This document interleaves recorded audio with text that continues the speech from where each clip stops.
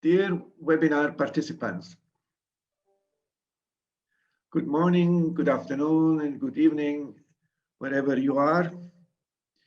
Welcome to the FAO webinar to present the regional review of aquaculture in Europe, which is the second one of 7 similar webinars this week. This morning, we had the presentation of the Asia Pacific Regional Review. My name is Uwe Barg, and I will be the moderator for today's event. Thank you all for joining us here.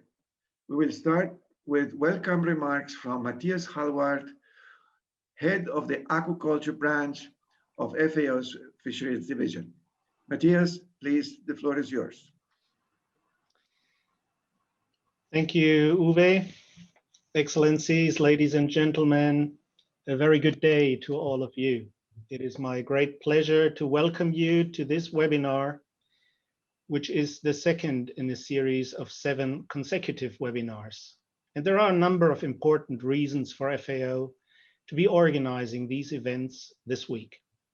First, the year 2020 has kicked off with a reaffirmation of our global commitment and call for coordinated and accelerated actions towards achieving the Sustainable Development Goals and the 2030 Agenda. So what role can and will aquaculture play in this decade of action? And what actions should be prioritized for a better impact of aquaculture, particularly for the Zero Hunger goal? These are key questions we had wanted to discuss at the FAO NACA Global Conference on Aquaculture Millennium Plus 20, which was supposed to be held in Shanghai this week. Unfortunately, the COVID-19 pandemic has forced us to postpone the conference, and in agreement with our host, the Chinese Ministry of Agriculture and Rural Affairs, is now scheduled for new dates 22 to 27 September 2021. Now, proposing future actions for greater impact in aquaculture should be informed by sound knowledge, by facts and figures. And that brings me to my second point. At FAO, we have been compiling these reviews since 1995, every 5 years, and we are about to complete the 2020 edition right now. So providing our latest results to you, as we plan to do in Shanghai, is precisely the background and purpose for engaging with you now. What will be presented today are the key messages, the challenges, and the options for the way forward in the European region. Presentations and discussions with distinguished panelists representing different stakeholder groups will complement the agenda, and I believe we can all look forward to a very interesting and stimulating exchange. Thank you for your attention. Many thanks, Matthias, for these remarks. Dear colleagues, the webinar today will start with the VIP opening remarks, which will be followed by a presentation by the author on the key messages emerging from the regional review.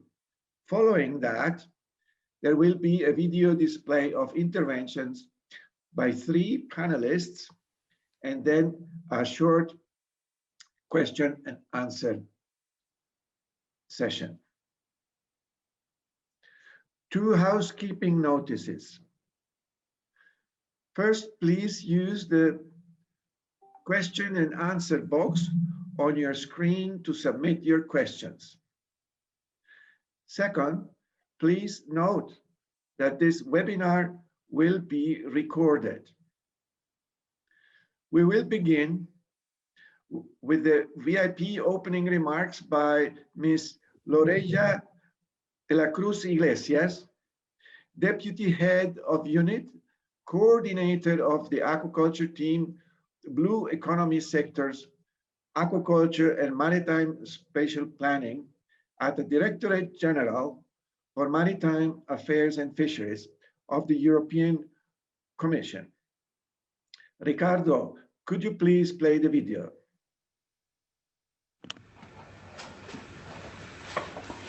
Good afternoon. It is my great pleasure to be given the opportunity to address these opening remarks to you today on the occasion of this webinar. It has been more than 2 years since I started working on aquaculture policy in the European Commission. And of course, the work that the FAO has been doing over the years on aquaculture production has been of great help for me and for my team. I think this webinar gave us a very good opportunity to jointly assess the current state of aquaculture production in Europe and also look into the future development of this sector. And I thank the Secretary of the COFI Subcommittee on Aquaculture for their efforts in continuing the work on aquaculture despite of the personal and logistical challenges that we are all facing due to the current sanitary crisis. I believe it is very opportune to have this series of webinars now on the state of aquaculture production and the trends in the sector. The world is facing very big challenges today. These range from the impact of climate change, increased pollution, loss of biodiversity, growing population, and increasing pressure on available resources. And of course, policymakers are trying to define the right policy mix to address these challenges. In the European Union, this policy mix has the title of the European Green Deal. And the food system has a very big role to play in this deal. Does aquaculture have a role to play here? Of course it does. Both the communication on the European Green Deal and the more specific strategy for sustainable food systems, called Farm to Fork, recognize the big potential of seafood production in terms of providing low carbon source of food and feed. And we all knew this potential. But we also know that for this potential to realize, the development of aquaculture has to be done not only in terms of a profitable sector, but also in a way that respects the environment and brings concrete benefits to society and to local communities. This is an essential aspect to ensure for the sector what we call the social license to operate. 2020 is also the year where we have felt the impact and continue feeling the impact of an unprecedented pandemic. As you know, COVID-19 has disrupted the food supply chains and has also put at risk the economic viability of many businesses and producers. And it has brought to our attention the importance of resilience in the food sector and also in aquaculture. But building resilience is not only about dealing with economic shocks or disruption in the markets, but also about dealing with environmental challenges. As you know, the impact of climate change is a very tangible reality for the sector today. The sustainable development of aquaculture is an important objective for the common fisheries policy of the European Union. The Commission has been working together with member states and stakeholders over the last year in developing a vision for the future of the sector. The objective of this vision is, on the one hand, to ensure that aquaculture will play its role in addressing the global challenges I have just mentioned, and on the other hand, to ensure that it remains competitive and profitable. We have invited member states to take into consideration the work on this vision in their own strategic plans for the sector. And we also hope that the use of the financial support that is available for the sector and the different funds will also take into consideration this vision. The European Union obviously is aware that we cannot be alone in dealing with these global challenges ahead of us. And this is why the European Commission, together with EU member states, wishes to continue playing an important role in the work of the FAO in providing guidelines for the sustainable development of the sector worldwide. We hope that despite of the challenges of working in times of COVID-19, we will make substantive progress in the definition of sustainable aquaculture guidelines that we started discussing at our last meeting of the Subcommittee on Aquaculture in Trondheim last year. And we hope also that this work on sustainable aquaculture guidelines will be an important part of the Global Conference on Aquaculture foreseen next year in Shanghai. I am looking forward to hearing the conclusions of this regional review on European aquaculture, and I wish us all a good and productive discussion. Thank you.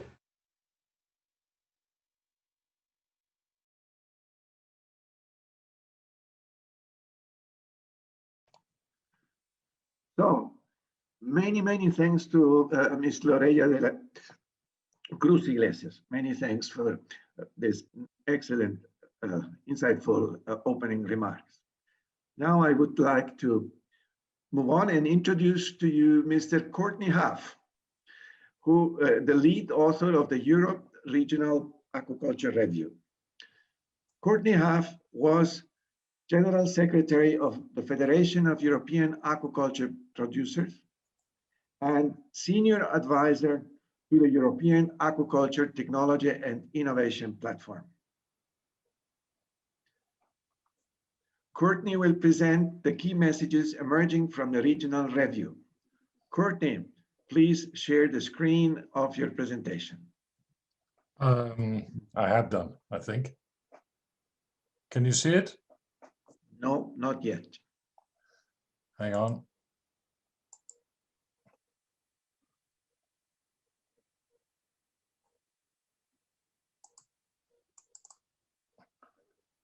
Can you see it now? Yes, yes. Good. Courtney, we see your screen. The floor is yours. Thank you very much, Uwe. Now, this, because of time, this is going to be a very quick presentation with very few explanations, so we'll wait for those to come back later. So this is a regional review of aquaculture in the European region. And I have prepared this with a number of different people. And of course, I have to recognize the contribution over the years of all the people that I've worked with, professionals and friends. So the major point that one wants to make, I think, for many in covering the European region is that this includes non-EU countries, and in fact that there are 52 countries and regions that are covered by the topic of this review of European aquaculture. The data sources are listed here. You can look at this in detail later, but these are where most of the information preparing the review has come from. So one of the briefs in the terms of reference for dealing with this review was to compare with the current status with the previous regional review, which was done in 2015. And as preparation of the data went on, it became very clear that it was actually more interesting to go back to 2000, so the millennium. So what I've done is look at the trends from 2000 up until today. Now, the continuing trends are decreasing population growth in the European region, but GDP has progressed in most states with fairly noticeable difference that the northern states of Europe are more affluent. Salmon continues to be the major aquaculture product in the European region. And consumer preferences are definitely moving towards processed and packed seafood products. Notably, this has been very notable in the recent COVID impact on food availability. There's a much higher use of alternative ingredients in fish feeds compared to fish meal and fish oil, which were the traditional ones, and that the research community has focused on nutrition, welfare, and environmental effects of aquaculture. Certainly, when discussing the shellfish position, one of the major concerns is ocean warming and the acidification for shellfish farms. Now, if we look at the new and changing trends, what we've seen is that post-2009, after the financial crisis, but before COVID, prices got a lot better, and we've actually seen growth in the sector in the European region. On the other hand, this has been mainly in mariculture, because freshwater aquaculture has declined. Now, one of the key reasons that is identified as being a condition for growth is that space allocation and licensing conditions have actually restricted development. Now, following the development of the European Commission strategic guidelines on developing sustainable aquaculture, this was published in 2013, most European states have produced national strategies. Now, recently, there's been much more attention given to climate change, and it's quite clear that extreme weather conditions are affecting planning and operations within the European aquaculture sector. And certainly there appears to be a need to provide how the sector can adapt and respond to climate change issues. Everybody is aware that certification is a big issue on food supplies, and what one can see is that the current changing trend is that sustainability rather than quality has become the focal point. Now, in the main messages, main issues that were identified in the review are that aquaculture will grow in Europe, but is likely to be based around higher value marine species with a lot of controls and restrictions on site capacity and operation. That the conditions for assuring successful development are changing. A lot of these can be linked to the market, but also issues such as access to finance and insurance. That public acceptance imposes the need to improve and support best practices in the sector, while climate change is giving new challenges to freshwater and marine aquaculture. To be able to deal with this, aquaculture production technology and management will be forced to advance. And amongst these issues are the potential for integrating aquaculture with other activities. For the consumer, sustainability will be a core guideline, but Europe also has an extremely strong market for seafood products, and new prospects do exist and very encouraging for aquaculture products in the European market. So this just goes to cover, this next part will cover the salient issues occurring, affecting growth and potential for the way forward to respond to these. So the salient issues affecting growth of the European aquaculture are the seafood market demand, which is strong. European Union imports 60% of its requirements and has been looking at policies to increase self-sufficiency. Access to space and licensing are key limiting factors for growth, particularly in the European Union.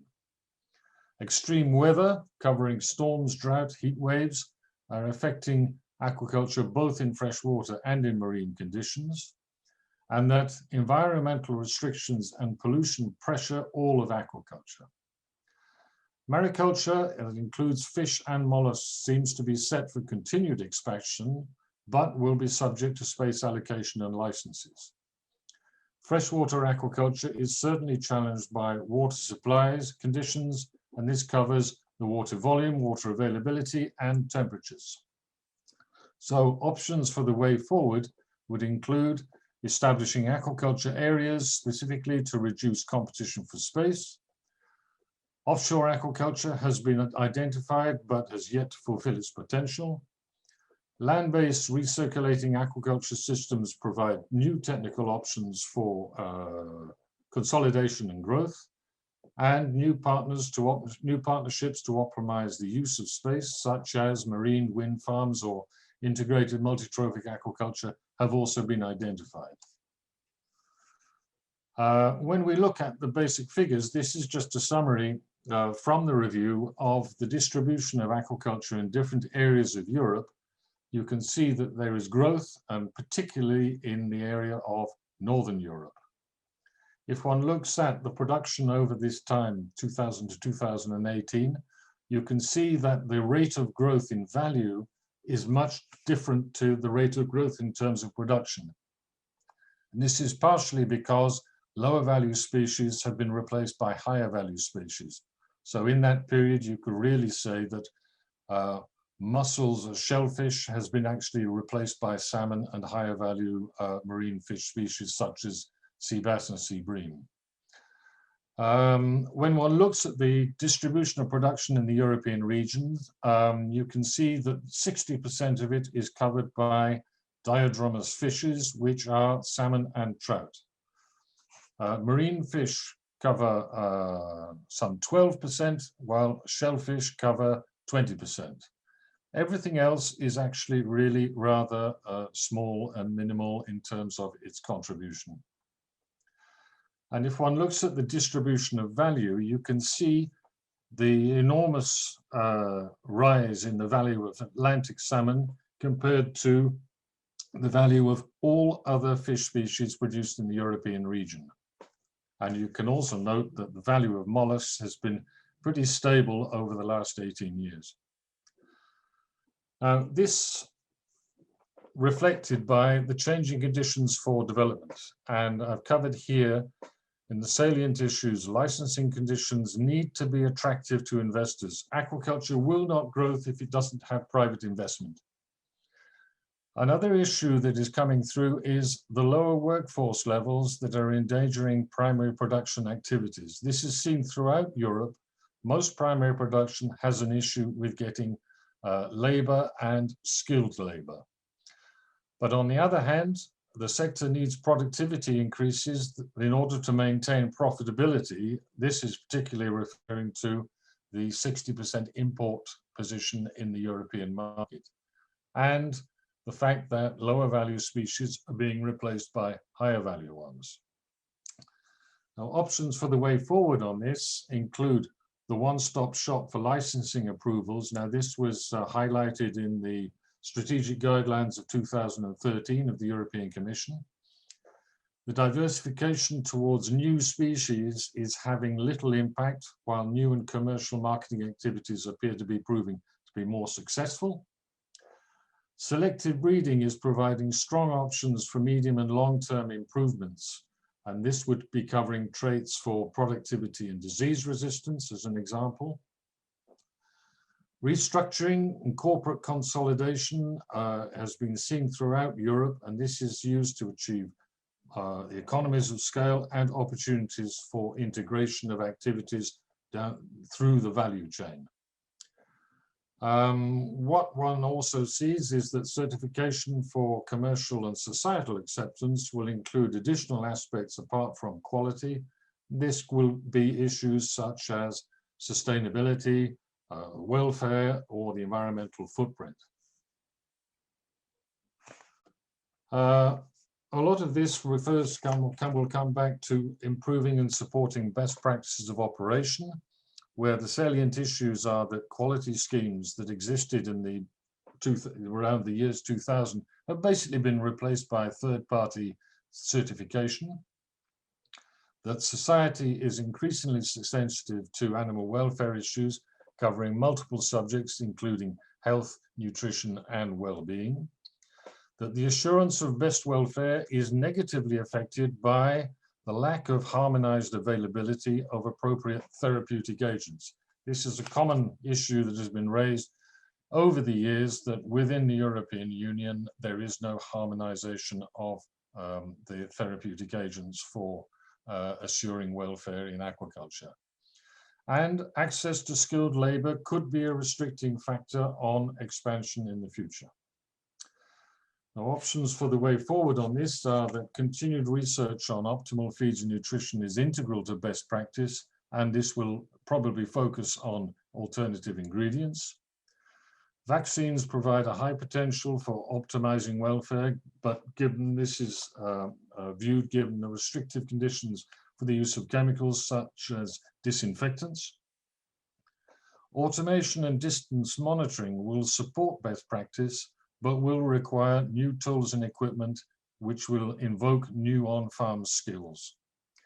And that in order to be up to date on this, we should really need to review regularly the training and skill development needs of the sector, because otherwise the SMEs are going to be left behind very quickly. This is just a graph to demonstrate how the incorporation of ingredients into fish feeds has changed over the last 20 years. This was developed originally by Niels Alsted of Biomar. What one is interesting to point out is that the food conversion ratio has continued to decrease while the ingredients have changed. And this covers a lot of the different materials. Climate change and new challenges. You can see here that there's a graph demonstrating what it's like to be in a cage and in the middle of a storm. And these storms are becoming more frequent and intense. And the extreme weather events covering high temperatures, storms, drought, all affect the different sectors of European aquaculture. And many of these cannot be rectified directly by the farmer himself. So long-term changes such as acidification, slow temperature rises, reduced freshwater availability, affect current operations as well as future planning and investment plans. So the options for the way forward are that continued efforts are needed to evaluate and understand the impacts of climate change on aquaculture, that assessment of adaptive or corrective actions needs to be understood across each sector, and this may, by this I mean comparing freshwater to marine issues or shellfish versus fish, because each sector has its own sensitivities. And site allocations and licensing conditions will need to take climate change into account. This is certainly reflected in optimizing the use of natural resources. However, having said that, aquaculture production will improve. And the salient issues here are that production efficiency is on top of the level. This is particularly compared to beef production, pork production, chicken, and all the rest, but the consumer does not know this. The benefits of cultivating selected stocks are numerous, and while long established in fish culture, advances have been made in shellfish hatcheries, and these are showing significant benefits, notably on oyster survival due to the herpes virus effects. And one has to observe that productivity increases will always be needed in the sector. Options for the way forward include the European effort that was on the product environmental footprint. This provides an important assessment of both investment, that is in covering the construction and equipment of the farm, as well as the operations, which would include feeds and other inputs.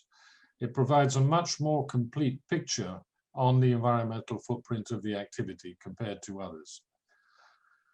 The programs for selective breeding to improve productivity and other culture aspects, which include disease resistance, are long-term actions requiring commitment and skills, and that new and improved equipment accompanied by big data analysis will encourage and consolidate the concept of precision aquaculture, as has happened with precision farming.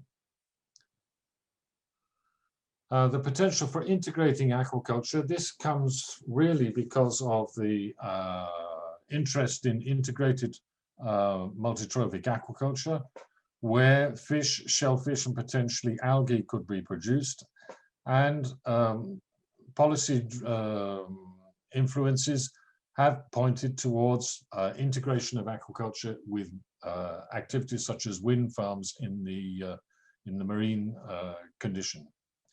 However, the problem is that one comes up with the fact that there is a legal vacuum, both for offshore aquaculture, for integrated aquaculture, IMTA, and this really needs to be sorted before a lot of the problems or the issues that have been developed can be resolved. And this is a complement to the fact that one recognizes that aquaculture makes significant contributions to supplies and employment in coastal and rural areas throughout Europe. Now, the options for the way forward on this is how to build new partnerships and the cooperative conditions that will work. And evidence-based licensing and monitoring should be promoted on this rather than gut feelings. As also pointed out in the 2013 strategic guidelines, a one-stop shop is needed both for aquaculture and for IMTA licensing conditions. This is one of the big breaks on achieving licenses and disencouraging potential investors.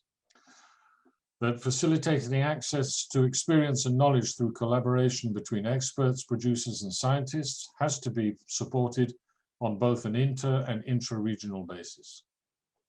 And that the higher recognition of acceptance of aquaculture by the public would obviously improve licensing and access to space.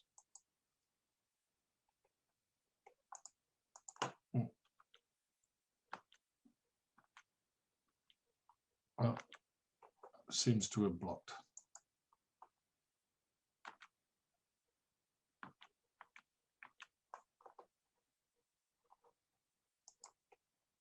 Oh. Okay. Sustainability for public acceptance. The salient issue here is that public interest in sustainable food production practices is growing, but the awareness and knowledge of what goes on in aquaculture is lacking. So diversification is also an issue that has come up for improving sustainability. This represents different opportunities, including the rearing of new or different species, but also new activities on the farm itself. And that efforts should be made in order to achieve this, both within the sector and by authorities, to identify and provide information on the environmental impacts and sustainability of aquaculture, assuring widespread access through representative presence on social media. Diversification with new activities, including processing and local sales, can provide additional financial income, improving economic sustainability. And this is important for aquaculture SMEs and micro enterprises to be seen as being active locally. This is something that we actually have seen and has been supported during the COVID crisis. And if we look at the new prospects existing for aquaculture products, one of the key issues that always comes through from analysis is the fact that consumption patterns for fish and shellfish are disparate throughout Europe. And even while the health benefits of seafood consumption are well known, there are countries where seafood consumption is extremely low. And it is recognized that poor dietary habits can have a significant negative effect on citizens' health. Millennials and Generation Z do not have the same demands as the previous generation. And this is the main consumer of seafood in Europe, over 45s. But the millennials and Generation Z also want to have healthy food that is produced sustainably. And the options for the way forward on this would be that the products of shellfish and fish aquaculture have to be adapted to rising consumer demand for processed and easy to prepare dishes. And the quality of both aquaculture products and processes need better communication and promotion to improve public acceptance by all generations in the European region. That's it. Thank you very much for listening.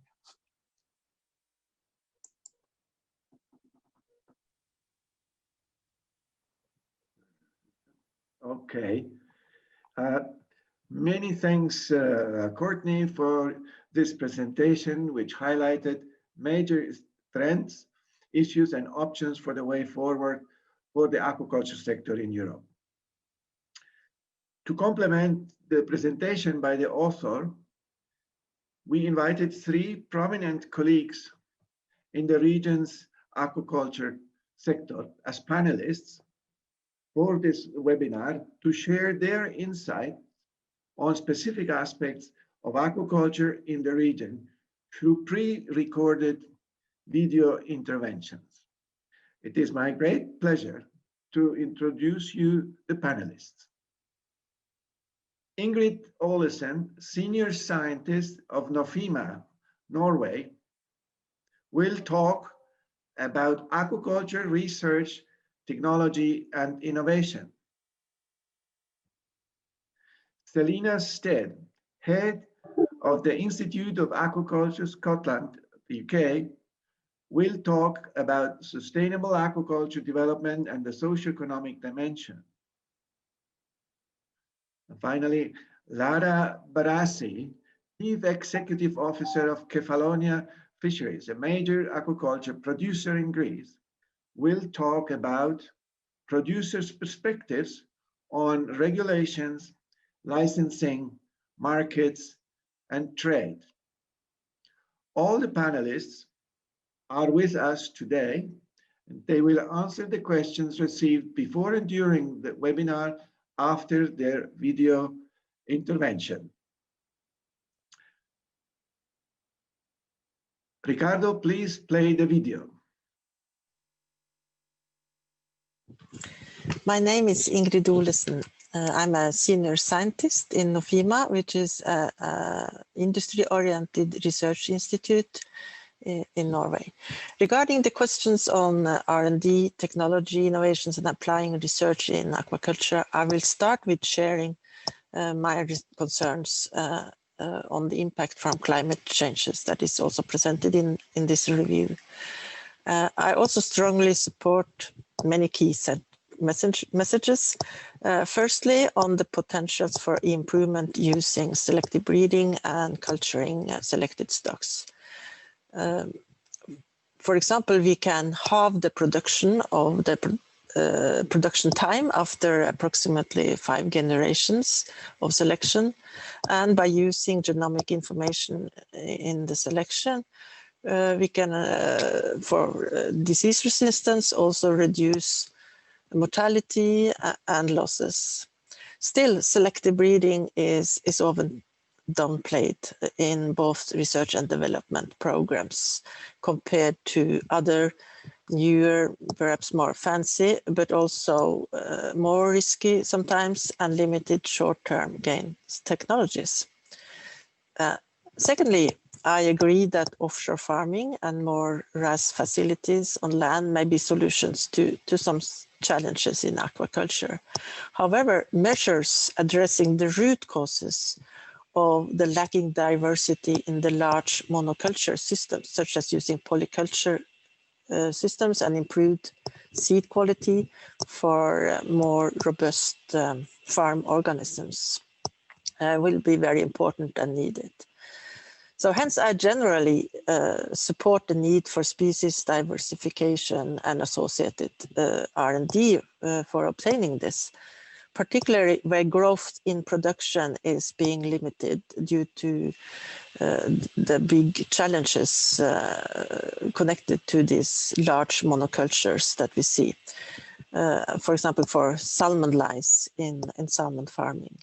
However, in the European Union, where there is a large number of species already being farmed, I would rather have a stricter prioritization of a fewer species in order to be able to secure the knowledge and the infrastructure that is needed to secure responsible governance, sustainable feeds, and breeding programs for each of the species being farmed.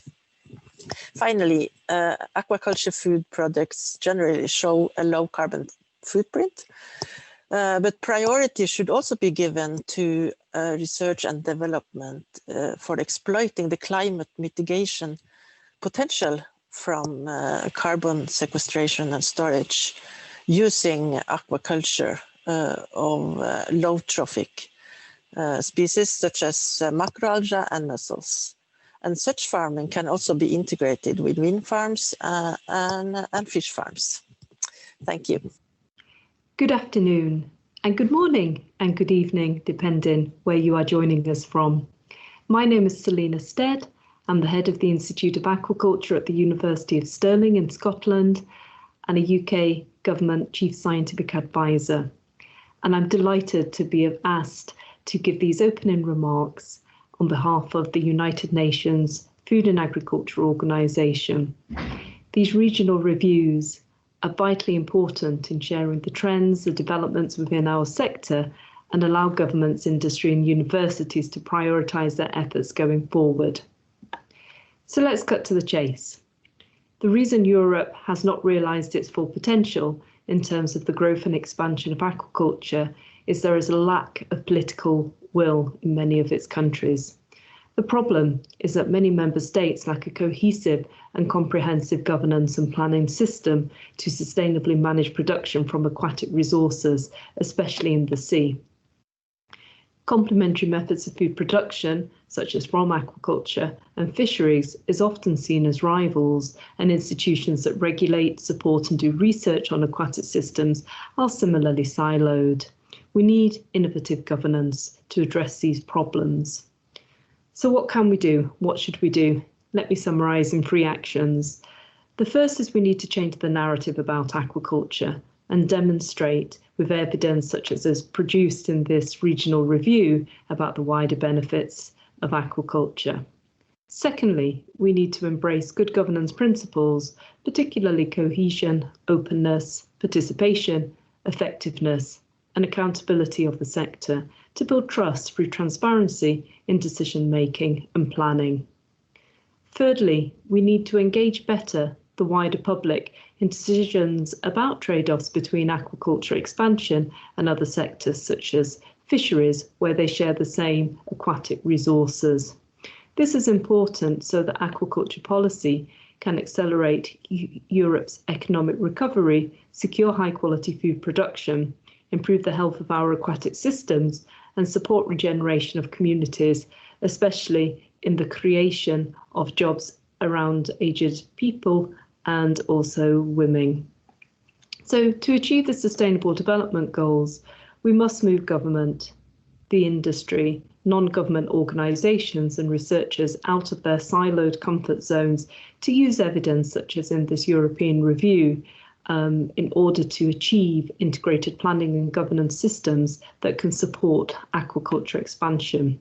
And to do this, we need to build conflict mitigating strategies as based on data that balances the environmental concerns with social and economic parameters. Systems thinking and open innovation can help co-create a cohesive and comprehensive aquaculture planning system built on evidence to sustainably manage aquatic food production. Imagine food security forever and enough for all.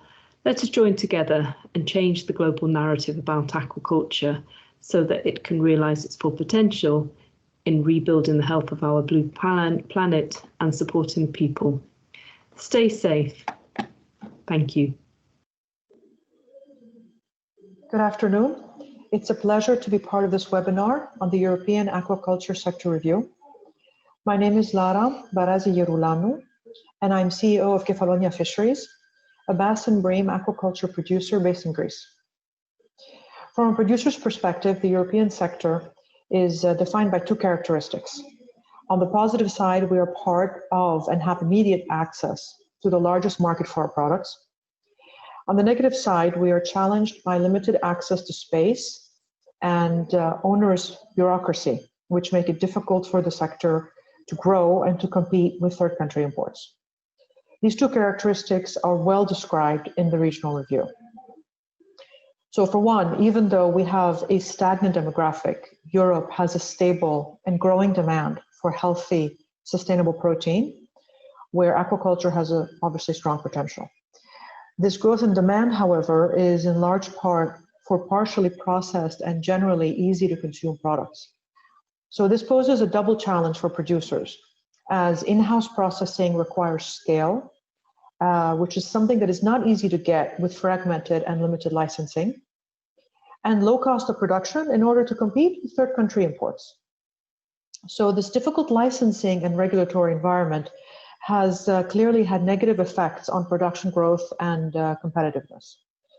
I think this is clearly illustrated if one compares the differences in development between EU and non-EU European producing countries for the same species. Particularly, I'm referring to Norway for salmon and Turkey for sea bass, sea bream, and trout. Although the regional review does not cover the current year, I think it is very important to mention that the COVID pandemic has accelerated the trend for healthy, nutritious food, but it must be a packaged, processed, and generally easy to eat product.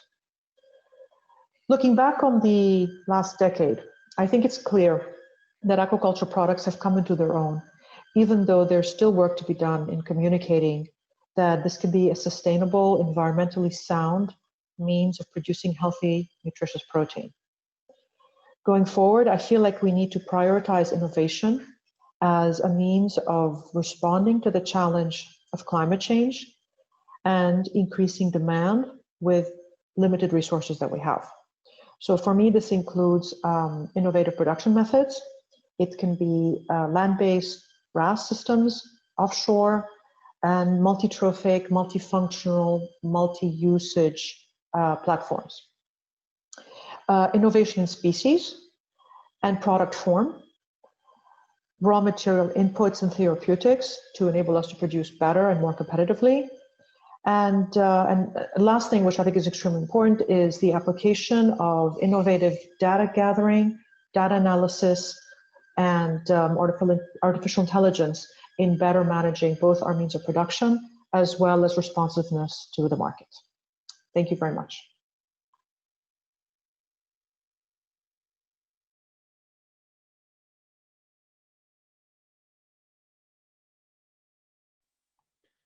Thank you very much to all panelists for their insight and knowledge on the specific issues of the region's aquaculture sector.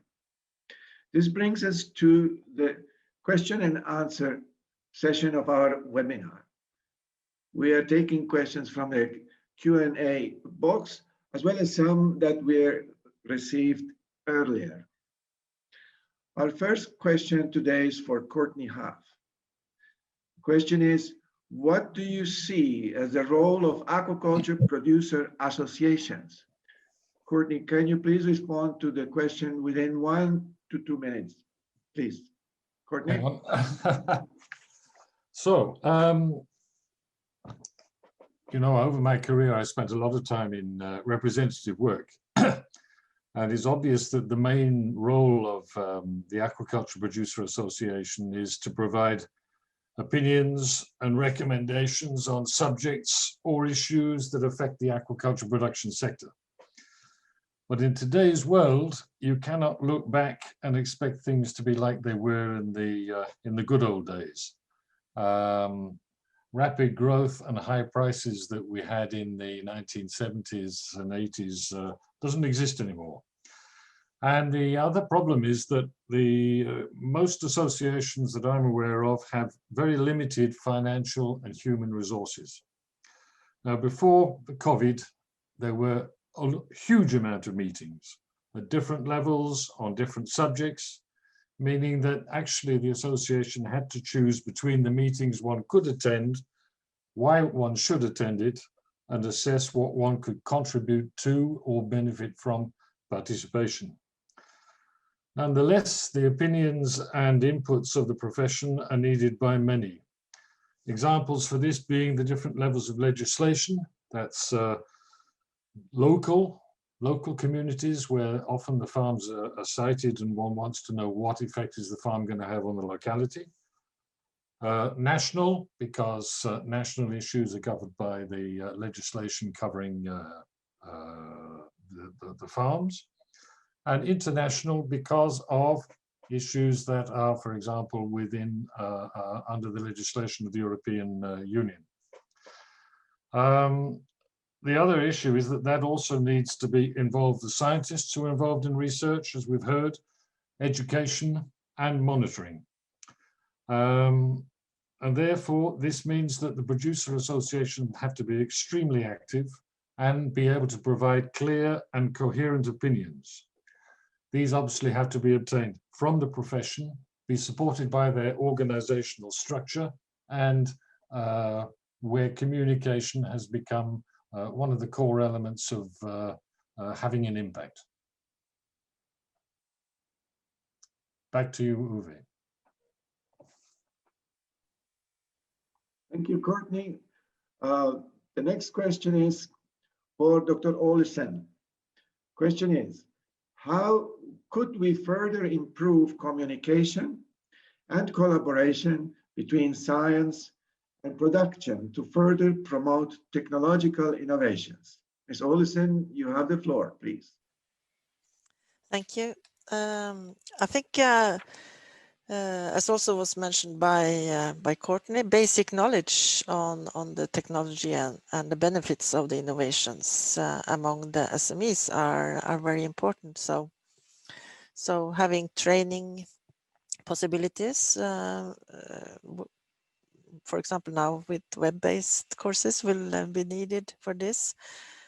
And also public support, I think, is very important, and to give incentives to cooperation and to also obtain public-private partnerships that have shown to be very effective. Also, we have example of industry research funds that have big potential for stimulating cross-company research and innovation. That could be very useful for the sector and not specifically one or a few companies. And this is an example of this we have in Norway with the Fisheries and Aquaculture Research Fund that is funded by I think it's 1% of the sales, export sales value. And also my experience is that inter or transdisciplinary cooperation often creates more relevant research for the industry, because the industry's challenges, they are not, or they're actually seldom purely very disciplinary. And also my experience that frequent dialogues and interactions between researchers and officers from the representing industry with, for example, regular common seminars, or that researchers and industry people are located in a hub, localized in a hub, for example, in the same building. That is also very stimulating for the communication and the cooperation for research and innovations. Thank you. Many thanks, Dr. Olesen, many thanks. Our next question is to Professor Stead. The question is, what are the social dimensions, especially values, which influence perception, attitudes, and thus behavior towards aquaculture? Thank you, Uwe. And one of the most important is inclusion. People like to be given the opportunity, that's you and me, to be able to give their views about aquaculture. So to answer the question specifically, how to measure social values, it's really important to have effective engagement, and you need to be able to interview people to get the empirical data to understand the benefits and threats they perceive by aquaculture. We should also remember that there's a lot of consultation fatigue. So when we are trying to measure and understand people's values, we have to be more creative how we do that through social media, through different ways. And it's also important to understand those values, not just at the local level, because one community may really want aquaculture because perhaps there's been a decline in fisheries or tourism, especially the case in COVID, Or it may be interested in that aquaculture can offer jobs for underrepresented groups, for women, for aged population. And there are those social values, like the pandemic has really taught us how we value connectedness, and working in aquaculture provides those vital networks, connectiveness that we can't always put an economic cost on. So if we're really going to change the narrative about aquaculture, if we're going to really change the political will, we have to really have that empirical data. And that's why these regional reviews are so important. My final comment is just that the wider values of aquaculture, the conservation benefits that they bring, we need to be able to evidence that and share that story. Thank you. Many thanks, Selina.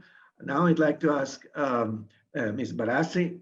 The question is, how could we further improve communication and collaboration between public administration, means authorities, policymakers, and production, the private sector, to further promote sustainable development of aquaculture?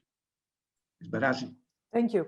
I think the answer to that really is the same, if you will, as when we talk about greater cooperation between the private sector and the scientific community, or with the civil society, as Professor Stead just mentioned. I think that it's part of having simpler, more transparent, and more accessible fora for communication, for knowledge dissemination, for training. A lot of it also, it's not only the sharing of information as to what we're doing as producers, what the authorities are mandating and regulating, and what the scientific community is researching. It also has to do with educating ourselves. So I include stakeholders, but also producers, as to what the really key issues are for consumers, for our neighbors, for us as entrepreneurs, let's say, and for all the scientists working on all these issues. So it's not, I don't think there's an easy answer. I understand that in the European Union, we have the aquaculture advisory councils. These are more formalized, let's say, means of communicating with authorities. I think we also need to have more flexible, if you will, and more open fora available as well.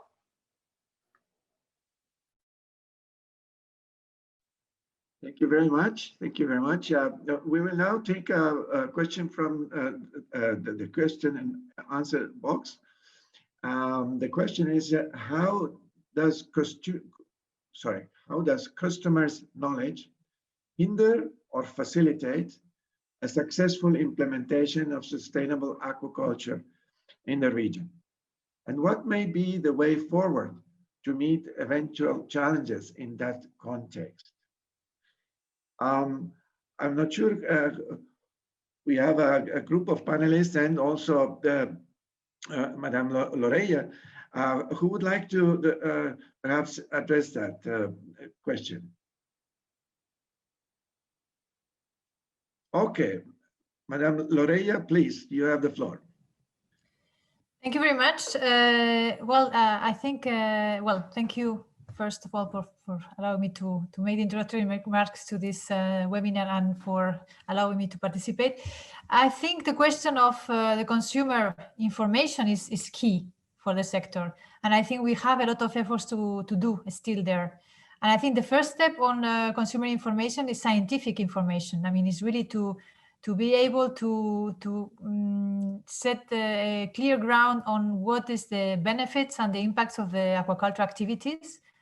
And this is something that is really a starting point for really informing better the consumer on what the benefits of aquaculture and the limitation of the impacts of aquaculture that we are all ensuring in terms of possible environmental impacts.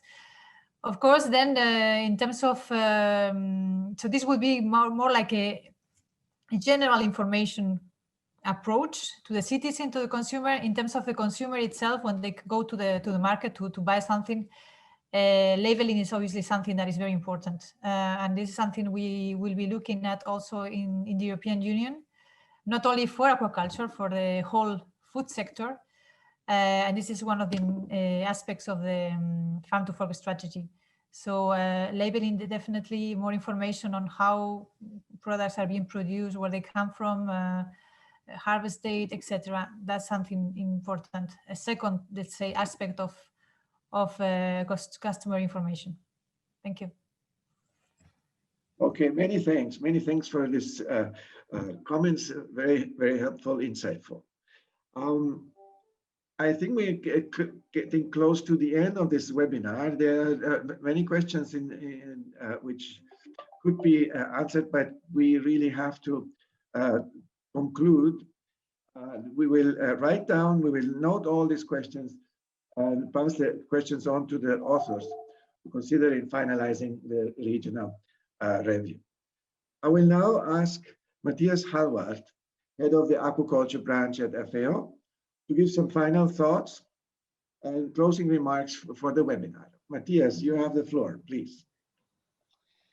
Well, thank you so much, Uwe, and I really enjoyed listening to this discussion, such a broad discussion with so many interesting topics. Thank you so much to all our panelists, our lead author, our VIP, and the good comments indeed received from the audience. Let me just note what I have noted down as some key conclusions. First of all, I think as our lead author, Courtney, stressed quite clearly, that aquaculture will grow in Europe and is likely to be dominated by higher value marine species with some controls and restrictions on site capacity.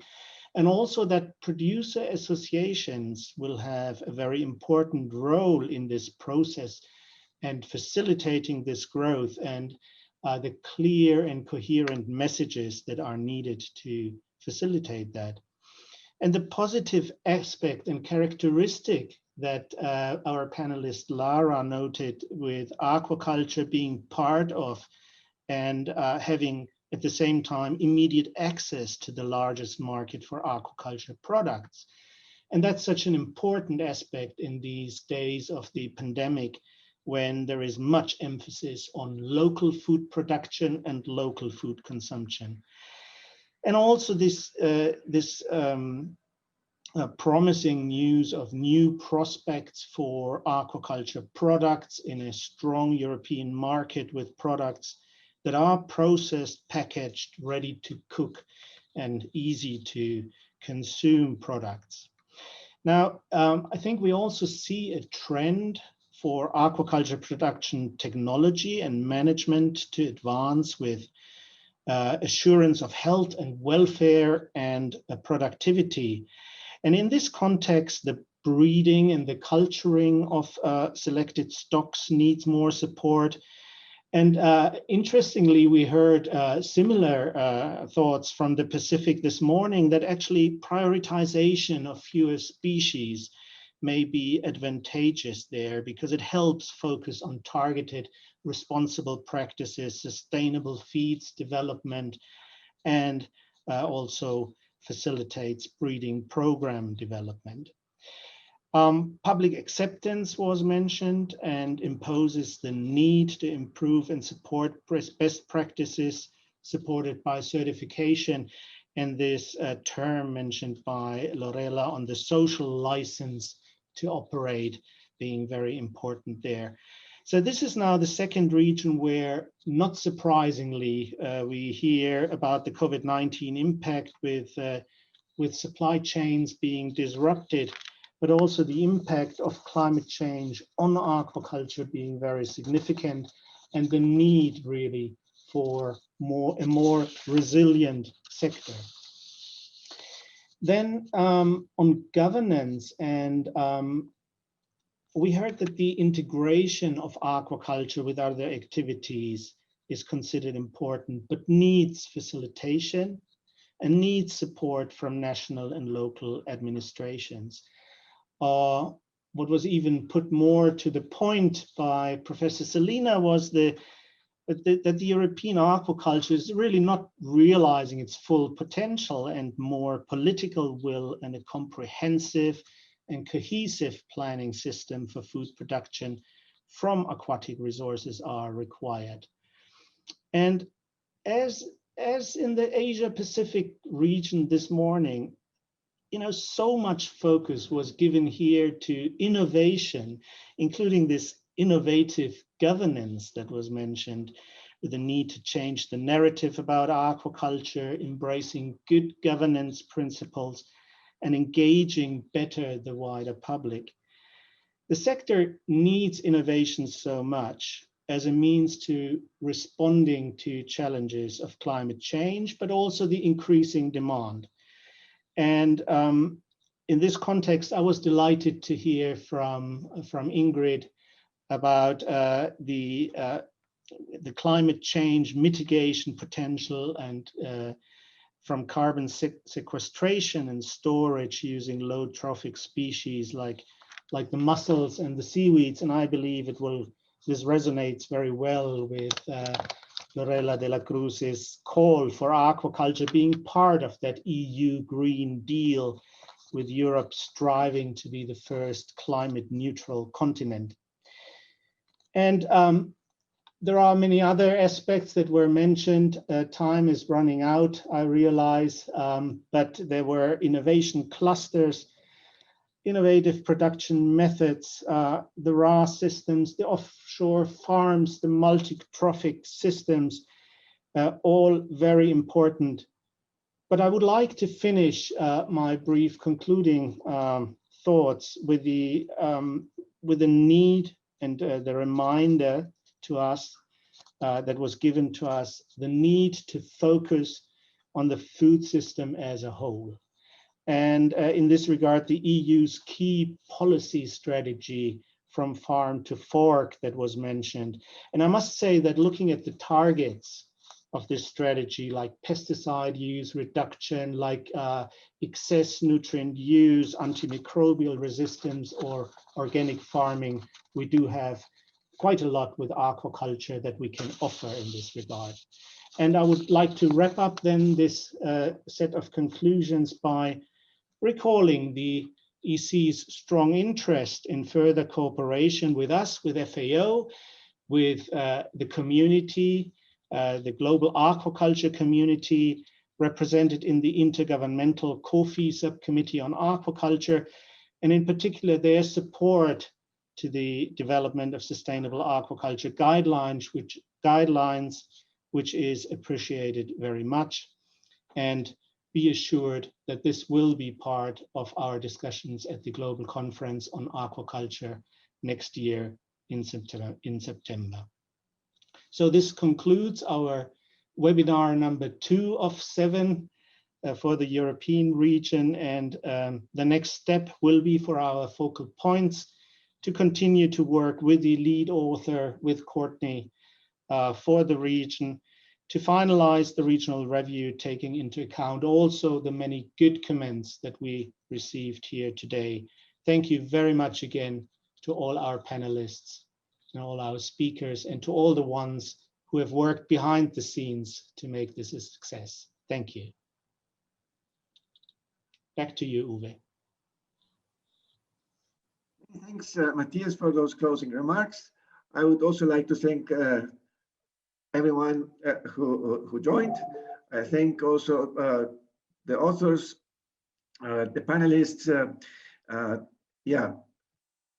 and also those people here behind the scenes who have worked to make this event and the review reality. Thank you very much. Don't forget there is 5 more webinars to come from other regions of the world during the next days until Thursday, where we present the global review. Thank you very much. Take care and stay safe.